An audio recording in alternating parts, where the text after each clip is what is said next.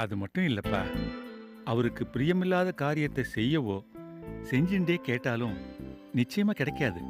Big packet அடிக்கிறவன் முழு விசுவாசத்தோட இன்னைக்கு நல்ல பரிசா மாட்டணும்னு வேண்டிப்பான். கொடுத்துருவாரா? சந்தேகம் தீர்ந்துடுத்தா?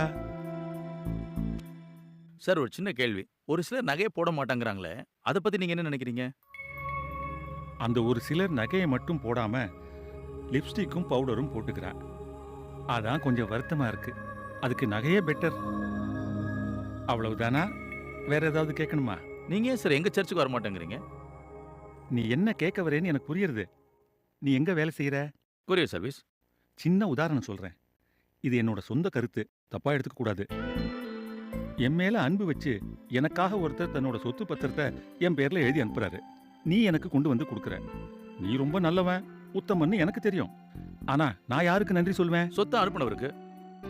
நான் சொத்தை சொந்தமாக்கிக்கிட்டு அனுப்பினவரை கும்பிடுவேனா, உன்னை கும்பிடுவேனா?